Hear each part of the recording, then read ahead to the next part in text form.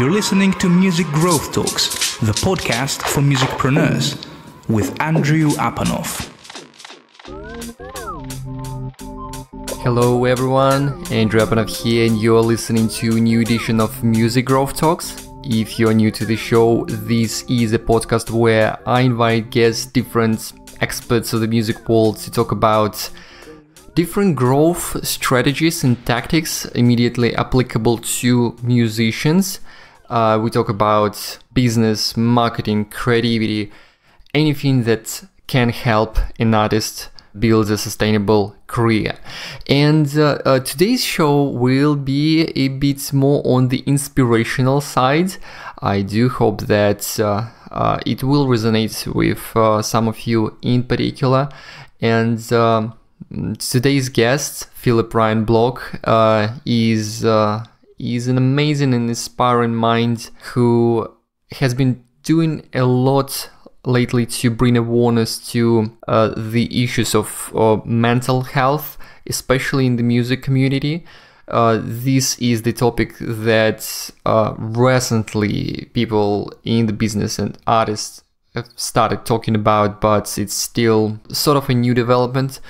We covered it on this very show a few times, but I'm really glad to get back to the topic in a bit more detail right here. Check out Ryan's The Open Heart Collective show. I'm linking to it in the show notes. Everything we talk about is linked right there. So go to datamusic.com, find a post about these episodes, and check out the links at the bottom of the post.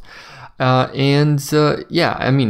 that, of course, there are some practical business tips as well, because Ryan is a great branding and marketing expert as well. Be sure to listen to these episodes in full for various kinds of insights, and I would really like to hear your thoughts, so please do go on your preferred social media profile, tag Ryan and me as well. I'm Meta Andrew on most of the social media platforms out there. On Instagram I'm Andrew Apanov. So please do tag us, Twitter, Instagram, comments on SoundCloud, a review on Apple Podcasts, whatever you prefer. You can also drop us an email. So please do share your thoughts, and if you want to hear more of these kind of stories and topics covered, do let me know so I can see it for future episodes of Music Growth Talks. Thank you a lot, and here we go, a conversation with Phillip Ryan Block. Ryan, welcome to Music Growth Talks. I'm thrilled to have you on the show, finally making this call. Have been in touch with you for a few weeks now. Yeah, so let me know for the record this time, how are you doing today? I'm doing well. How are you, Andrew? Fantastic. It's just, I'm envied. I know that you're outside and the weather is nice. It's sort of the same here, but I'm trapped in a room and it's just freaking hot, to be honest. I just realized it when we started recording, but all good overall. So yeah, really glad to have this conversation with you. I've got a bunch of questions for you. I've got quite a few topics I hope we will discuss, but if you don't mind, could you share some details and explain what one of your latest projects, the Open Heart series, is about? I'm just really interested in the topic you cover there, and I just thought maybe you would mind to start by introducing that project of yours and why you are doing it. Yeah, that's not a problem at all. It's one of those content series that I think a lot of us need to be talking about more. But the Open Heart Collective is a show that was created from a conceptualized idea that started back in 2013. A good friend of mine and now business partner back in 2013 were wanting to find a way to share our stories. So the original inception of the Open Heart Collective was going to be this online interactive book where I could go on and write my story, you'd go on and write yours, Tommy would go on and write his, and so on and so forth, because the mission was my story might not help you, but your story will help someone else. And so fast forward from 2013 to earlier this year, in March, I was like, I wanted to do a a month of mental health awareness video because alliteration, it just rolled off the tongue. And quickly in the first episode, I kind of had this realization that what my intention of doing with that particular content series for the month of March closely resembled the mission for the Open Heart Collective. So midway through the episode, I actually changed the name of it to the Open Heart Collective and repositioned the branding moving forward. But it's a series around mental health and the stories that we don't talk about. We're in a really weird place in history right now where, especially in the business world and in the music world, we're being taught this rhetoric that we have to do a lot of stuff, that we always have to be hustling, that we have to constantly be on the offense, that we always have to be moving, always doing. Any of these other kitschy buzzwords that you hear throughout social media.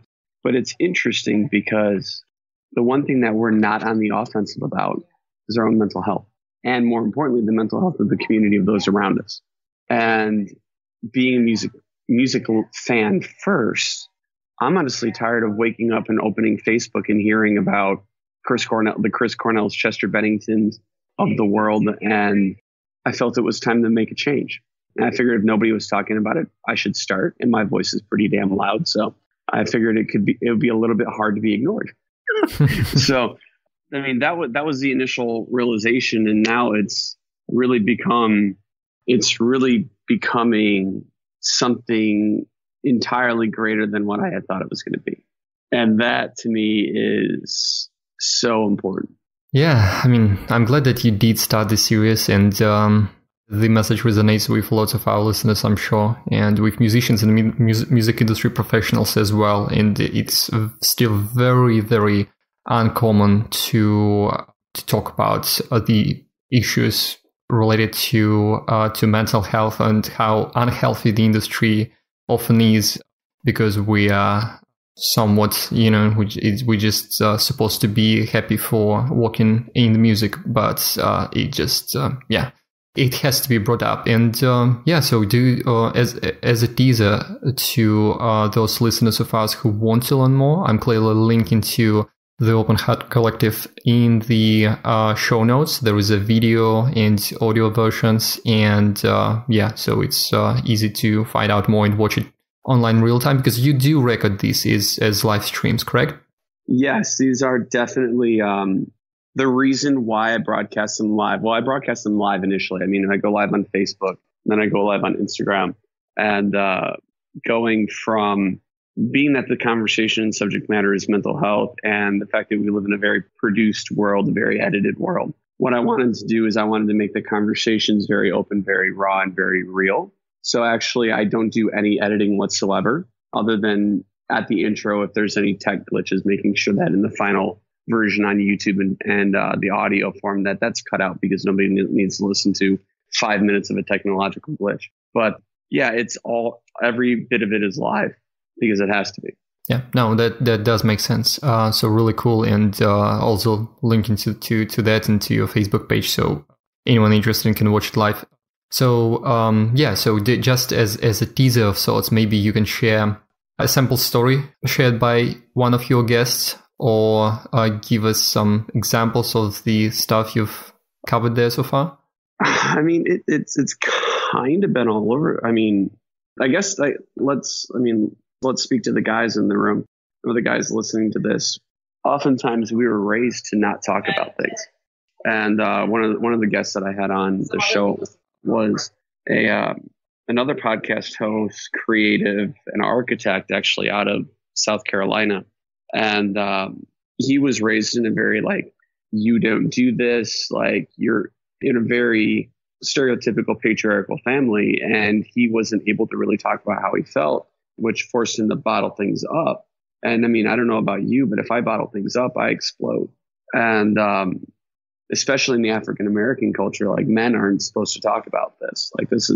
And I mean, so for him to openly share his story was incredibly compelling. But I mean, there's not any one moment that's been greater than the other in the show, because each individual story is different and has a different impact and has a different resonance with me, with the guests. But I think the one biggest takeaway that I've gotten so far personally from doing this is when I get these messages on Instagram in particular of, hey, I watched your video. I was taking part in this and I felt like you were talking directly to me. And it's those moments that I can't even put into words how it feels.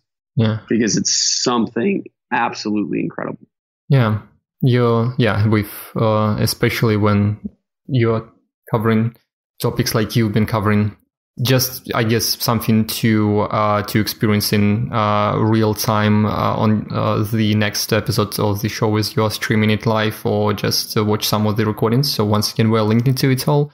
So you've been doing some other related work here as well. Do you mind talking about the non-profit I've spotted on a mention of which I spotted on your profiles, because I don't know anything about that, but yeah, you tell me. Absolutely. So for those of you guys who don't know who I am, I started a record label back in 2011. This record label quickly became my passion project. But as you guys know, being in the music world, passion projects don't necessarily always equal paychecks. Or there's a lack of, the music business, we all know this space very well. We all know how inconsistent, how many variables, how stressful, all of those types of things. But back in March of last year, in March 2017, I got connected to an individual by the name of Ray Archie. Ray Archie is the executive director of an organization called Notes to the Soul. Notes to the Soul is a music industry nonprofit focused around career development and education in the music space. The mission being that we go to school to learn a skill, but we're never taught how to build a business or a career from that skill. And he took that ethos and adapted it to the music world. So he was also at the time launching a conference called Music Makers. And I ended up speaking in August out at the inaugural Music Makers event. And from there, we just bonded instantly. And we bonded instantly in Austin too. But in New York, it was different because it was a lot of intimate connection. And we went from, okay, we're going to collab about this event to, okay, well, how can we change the world?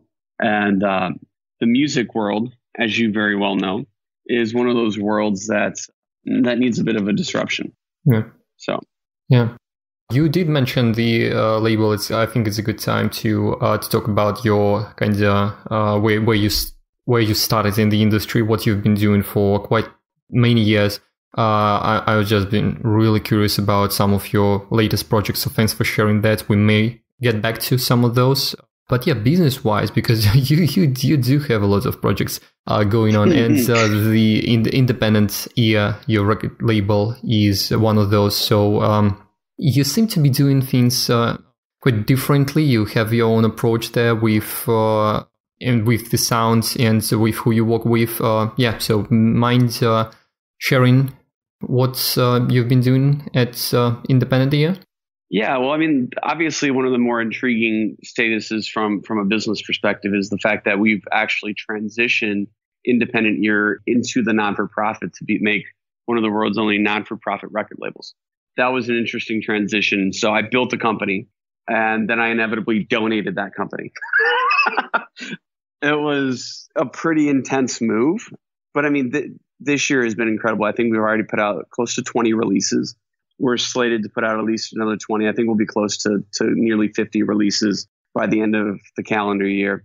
And we're working with all types of musicians from this Latin jazz salsa artist, Alfredo de la Fe, to Chicago-based singer-songwriter Dylan Lloyd, to, the list goes on and on and on.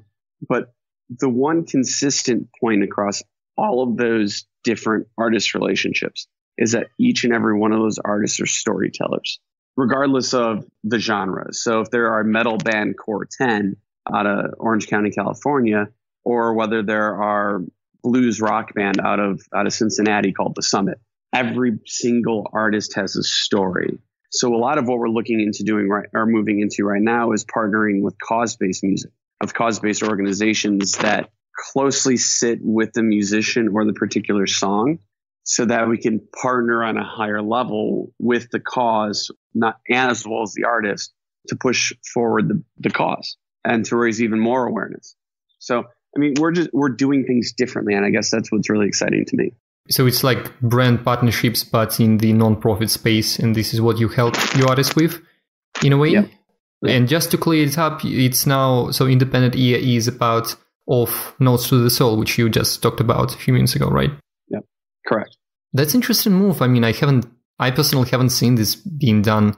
And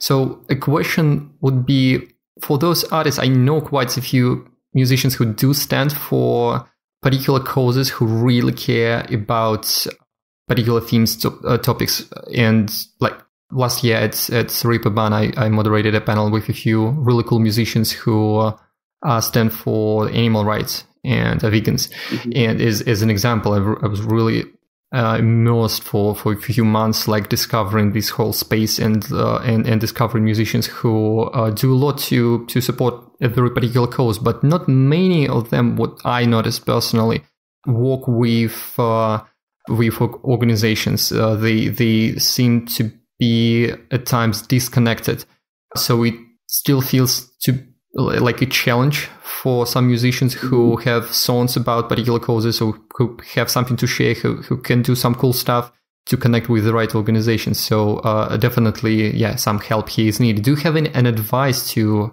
those artists who think that they genuinely can do something with a particular type of nonprofit? Maybe they don't have the exact name in mind, but they know what space they are in.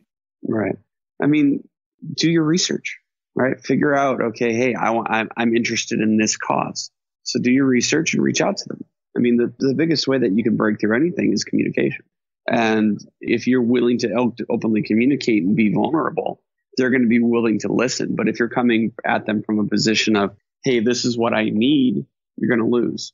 So that's where people get it twisted, is stop making it about you, make it about them.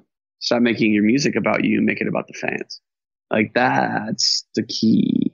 Because when you can do that, then you just there's no choice but to win. You know what I mean? Yeah, totally. Do you have any fresh, recent examples of really interesting collaborations between an artist and a nonprofit? Let's see. It doesn't have to be an epic, case study. Just anything that resonated with you personally, or where you participated in orchestrating a campaign. Well, I mean, it's not necessarily of a direct relationship with a nonprofit, but it's when you make it not about you, amazing things can happen. Here's an example. So I've got one of the artists that I mentioned earlier, Dylan Lloyd. He's based here in Chicago next to me. And one of the things he's been doing for the last 4 years to really connect and make it about his fans is he's been doing this thing called Fan Love Friday, where every Friday, maybe Saturday if he's running late, what he's doing is he's creating a singular piece of content, micro content, around a particular fan. So if you were a fan of his music, and then what he's done over and above that is he started doing this, what he calls this Fan Love Friday tour, where he'll go and he'll do personal one-on-one meetups with these fans that he's identified through this Fan Love Friday process. So, and I mean, now he's getting ready to have his 10th consecutive top 100 charting record on iTunes. Wow. Yeah. So, I mean, that when you don't make it about you, good things happen. And that would be a really solid example of that.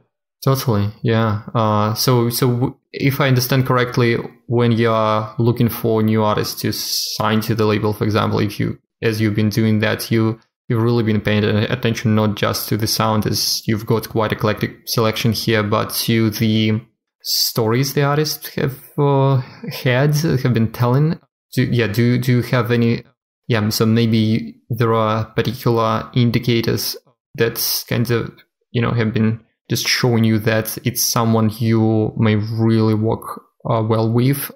So just to give you an explanation, I'm thinking of translating it into practical tips for our musicians. We're talking about some really cool, important global things here, but when it comes down to very tactical stuff like social media marketing and branding, how you present it online, maybe you have any kind of recommendation on how to present your story online, just so it's easy to follow, and just so it resonates better both with the fans and industry professionals like yourself. Right. I mean, the biggest piece, when you're telling your story, is allow yourself to be vulnerable and be genuine in how you speak. Because so many people, an example. So I was at a social media conference in Charleston, South Carolina last week.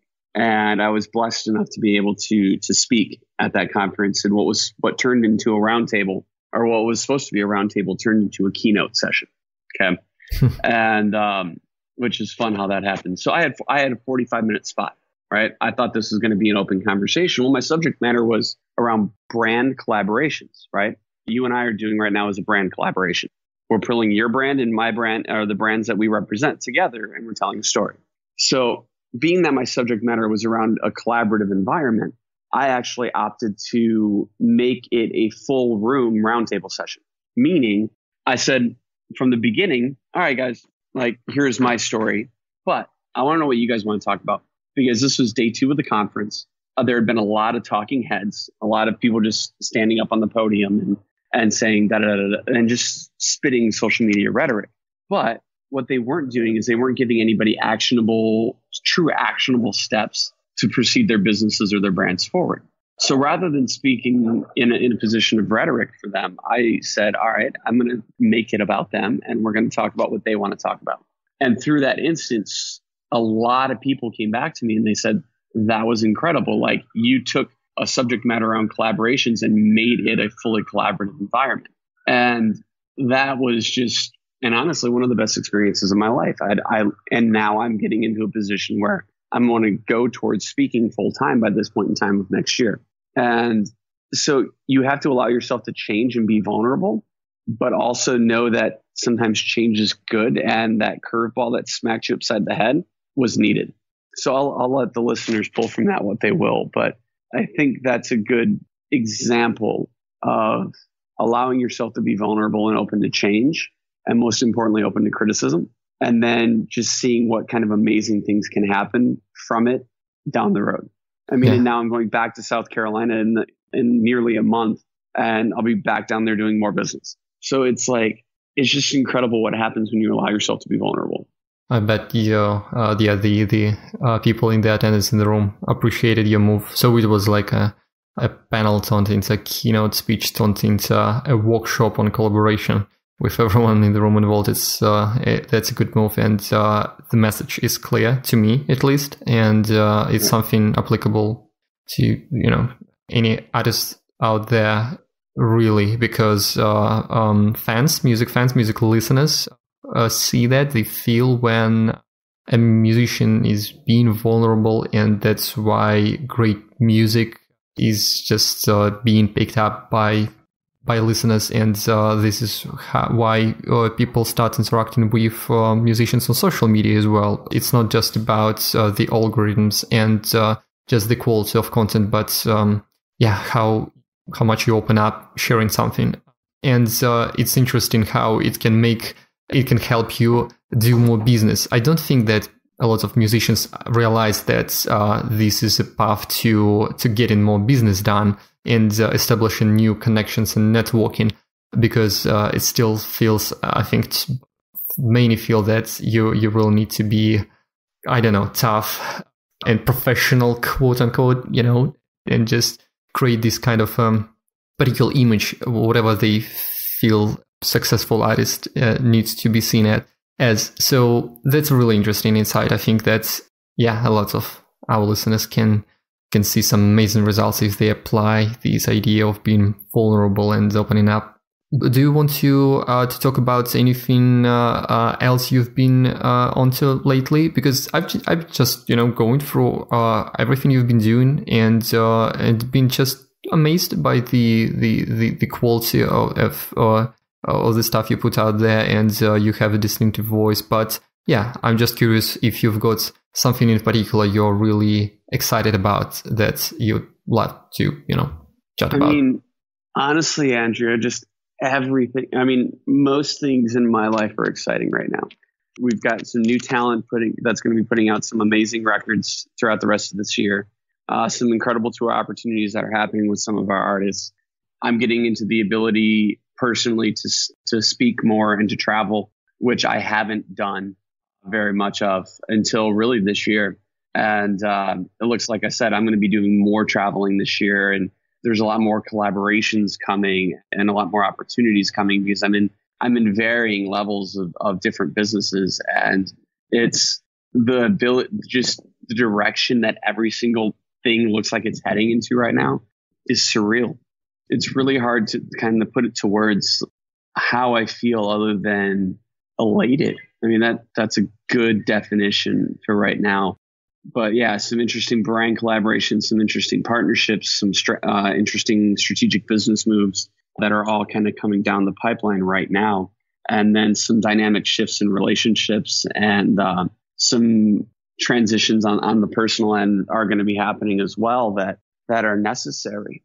Because the one thing that we as human beings tend to do is we allow ourselves to get comfortable, but yet inside of that comfort, we get so uncomfortable and we end up sacrificing. And that's a huge part. Like, I understand we have to compromise, but we shouldn't have to sacrifice us to do what we need to do in life. I mean, so I've chosen to not sacrifice. I've chosen to go all in on everything. And that is been an incredible move because it's just been really 6 to 8 weeks since I've made that I'm going to go all in on every single opportunity that's presented to me type of movement. And since then, incredible things have happened. So I guess musicians, to the musicians out there, be willing to see the forest through the trees and stop criticizing yourself so much. Like, we're all going to make mistakes. All things are going to happen in our life and in our world that are going to make us uncomfortable, that are going to force us to change. And the change, that portion of change can be horrifying. But what's on the other side of that moment of change is necessary. It is an incredible thing, but you have to be willing to go through the shit to get there. And then, I mean, in the music sphere in particular, like, I really don't think musicians understand the power that they have in this world. These days, especially, I think that the power of music is kind of lost. It's still there, but artists don't realize. Let's talk about that for a moment. So, music is the strongest art form on the planet Earth. Right? No other art form stronger than it ever. And I'll challenge anybody who disagrees. I do agree. I know. I've had somebody disagree with me, but I kind of put them in their place pretty quick because their argument was that film is really moving. And I'm like, film without audio is nothing. But okay, so musicians and Andrew, I think you've had this moment. I know I've had the moment, like when you're rewind back to when you were 16, 17 years old, you're in a new relationship as a teenager, right? And all of a sudden, I mean, I'm 34. So for me, when I was a teenager, it was the radio. Spotify and Apple Music didn't exist yet. But and you were in the car in that new relationship, and that one song came on the radio, right? And it was that moment that kind of signified, like, I'm kind of nervous, anxious, tense, awkward energy. Like that moment when your palms get sweaty and your heart starts racing, and all of a sudden you're like, and then that moment happens in that relationship, right? And then all of a sudden you don't hear that song for a decade, right? And you hear that song, and all of a sudden your body goes back, your entire physiological system, the entire physiology, that's not the right word. Your entire body is transported back to that moment in time, right? So you don't hear that one song that signified that one moment, and then you hear it again. All of a sudden, every part of your nervous system starts to react. Your hands get clammy, your heart starts racing. Been there. You kind of like frantically look around the room as if you're reliving that moment. So think about it. Music is not only the most powerful art form in the world, but music is the only art form that can cause you to time travel. That's quotable at the least. But and yet musicians routinely give up their power for no reason. That's the power that a musician has. So why not accept it? Yeah. Why not allow yourself to be able to accept it? I'm glad we talked about that a bit. Really important points. Really important. I mean, we all are in this music space, and we don't often talk about such topics as the power, the real power music has in the walls. It can be consumed for free, and there may be some wrong things with the business side of music, but yeah, at the same time, it's never been easy to reach people in some ways with your music as an independent musician. So we are not going into the topic of the markets being oversaturated and so on, but yeah, so musicians do have a power to move people and to affect people's lives. It's really something. Yeah, we should do a separate podcast episode on the topic alone. I think.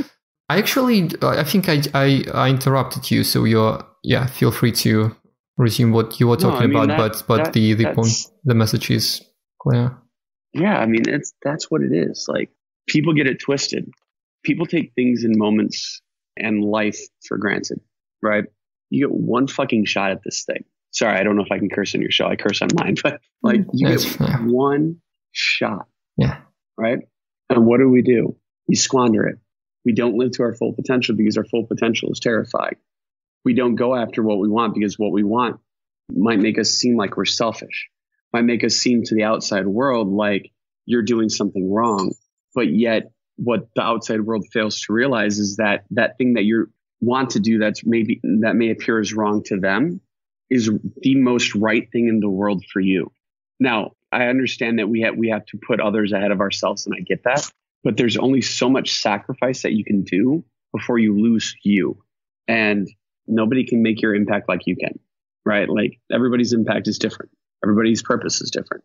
But it's the ability to know what yours is and how to effectively deliver it and live it for you, right? Because let's talk about the mental health sphere real quick. Let's go back to that. Yeah, sure. I mean, we're all sacrifice our own happiness a lot, right? Because of relationships, because of the almighty dollar or whatever currency in whatever spot of the world you're in. And yet we do that because we think that that's going to drive our happiness in the end, because it's going to allow us the freedom to do what we want to do. But the moment in happiness that you sacrifice now, is it worth it in the end? So, I mean, looking at mental health, looking how all of that affects relationships, like, you're an entrepreneur, I'm an entrepreneur. People don't understand us. We are wired so differently than everybody else in the sphere, than any other human being who doesn't have this entrepreneurial tendency in their DNA.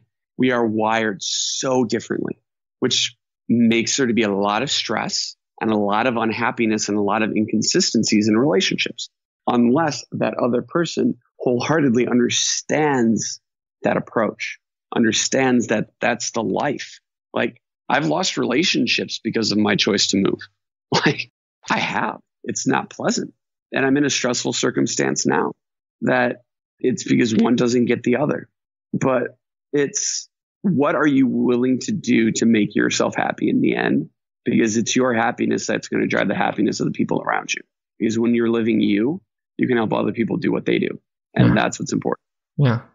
Resonates with me what you are saying, and it seems like you're going through quite a lot right now. And I mean, it does sound like it's quite an intense but also exciting period for you. The energy that I'm feeling talking to you is contagious. So I hope that our listeners feel it as well. I really hope that everything works out for you the way you want to, because I mean, I don't think there is a chance for things not to work out based on what you are saying. So I'm just looking forward to hearing about further successes of yours and new projects and all the good stuff. We should definitely keep in touch about that all and have another conversation in a year or two and kind of reflect back to what you mentioned on this show. Yeah, and for those listeners of ours who want to learn more about your project, there is quite a few. We've talked about most of them, but not all. And so for those maybe on the go who want to check you out real quick and follow someone, what's the best platform? Because to me it feels like you're really active on Instagram, but just what's your key kind of handles and where people can find more about you in what's the best way to do so? Absolutely. I mean, the as you mentioned, the best platform to find me on and to kind of get connected to me and then allow me to kind of connect you to the various sides of what I do will definitely be Instagram. And then you can find me on that platform under my full name, Phillip with 2 L's, Phillip, Ryan, Ryan, Block, all one word, all lowercase. And I mean, you can easily contact me there. I've made myself overly available on that platform. But I mean, I'm also starting to step more into LinkedIn, Facebook. Obviously, podcasts are available or where the podcasts are. And all those links and stuff are in my profile. So you can click one button and then it takes you to all the 20,000 things I've got going on. And that I just spend a lot of time on the platform personally. So that's going to be the best way to get in touch with me. And if you guys want to go so far as to directly reach out, I mean, my phone number is in my Instagram profile. Like, all you have to do is hit the call button and it'll ring my phone. And not my assistant's phone, not anybody else's, mine. The cell phone that I'm holding in my hand that nobody can see because this isn't a video. But not many people do that, so I wouldn't do that. So that's really that's special, and that's a really cool move, I think, because only very few people will use the opportunity. So maybe these will be the very right people who you want to chat with over phone. So excellent. I mean, and once again, everything is in the show notes as well on the Data Music blog. So in the post about this very episode, and you've got the link tree landing page with all the links on the Instagram profile. So that's definitely a good place an easy place to start discovering more about you. So, and here, I've got finally my cat screams to get inside the room. Anyway. Right, thank you so much for everything you shared with us. I'm looking forward to, we're all here looking forward to checking out what you are into, what's happening in the coming months, and good luck with the upcoming speaking engagements.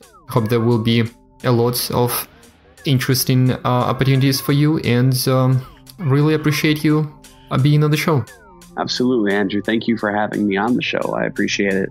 And then, I mean, if there's anything that you come across that you think might have some interesting synergy, I'd love to help or also become a part of it. So obviously, I can't see everything all at the same time. So no matter how big my team gets, but it would be the more connections that we can do, the better.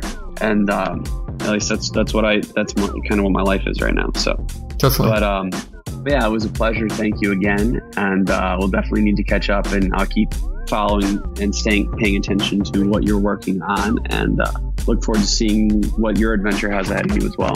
Thank you. Thank you for listening, and thanks to Ryan once again for sharing his stories and insights. I did like the conversation with him, and I kind of like the format. Let me know what you think about this show in the comments on whatever platform you prefer.